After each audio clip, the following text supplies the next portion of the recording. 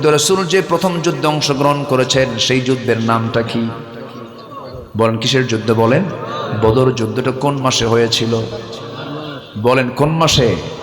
রমজান মাসে। যে বছর প্রথম রোজা ফরজ হয়, প্রথম রমজানের বছরে, যে বছর রমজানের রোজা ফরজ হয়ে যায়, যে বছর আয়াতটা নাযিল হলো কুতিবা আলাইকুমুস সিয়াম কামা কুতিবা আলাল্লাযীনা মিন ক্বাবলিকুম লাআল্লাকুম তাত্তাকুন।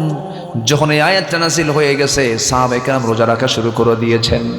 16টা যখন রোজা রাখছেন, রোজা রাখার সঙ্গে সঙ্গে রাসূল বলে ফেলেন, সাহাবীরা শোনো, যুদ্ধের ডাক তো চলে এসেছে, আবু জেহেলরা সব চলে আসছে বদর প্রান্তরে।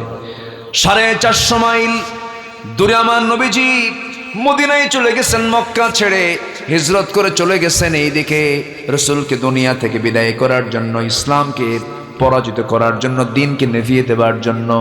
আবু জেহেল করল কি, 1000 সৈন্য নিয়ে লোহিত সাগরের পাশ দিয়ে ঘেঁষে ঘেঁষে সে চলে আসছে বদর নামক প্রান্তর পর্যন্ত। প্রায় 350 মাইল অতিক্রম করে আসছে আবু জেহেল, বদর নামক প্রান্তরে চলে আসছে। আমার নবীজি বললেন, সাহাবীরা, বদর যুদ্ধে সমস্ত কাফেররা একত্রিত হয়েছে, 1 বছর পারই হলো না, সাহাবীরা তোমরা তো না খেয়ে আছো, অনেক কষ্ট হচ্ছে, কিন্তু কি করবে, বদর যুদ্ধের ডাক আসছে, তোমরা কারা কারা যাবে? সাহাবীরা বলছেন, ইয়া রাসূলুল্লাহ, পেটে খাবার নাই তো কি হয়েছে, ঈমান তো শক্ত আছে। জোরে বলি সুবহানাল্লাহ।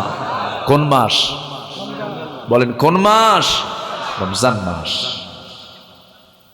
আমার নবীজি করলেন কি, বললেন, সাহাবীরা কে কে যাবে যুদ্ধে, সবাই হাজির হয়ে যাও। লাব্বাইক ইয়া রাসূলুল্লাহ, সব নবীর সামনে হাজির হয়ে গেছেন, যুদ্ধ শুরু হয়ে যাবে, কিন্তু সৈন্য সংখ্যা কম দেখে রাসূল ভাবলেন কি হবে, কি করা যায়। এমন সময় আফরার 2টা ছেলে, মদিনার আফরার 2টা ছেলে, ছোট্ট 2টা বাচ্চা, মুআজ দূর থেকে হেঁটে হেঁটে এসে রাসূলের সামনে দাঁড়ায় বলে, হুজুর, আমরা শুনলাম যোদ্ধার পরিমাণ নাকি কম হয়ে গেছে, মুজাহিদ নাকি কম হয়ে গেছে, যদি প্রয়োজন হয় আমরা 2টা ভাই আছে, আমরা 2জন ভাই যুদ্ধে যাব।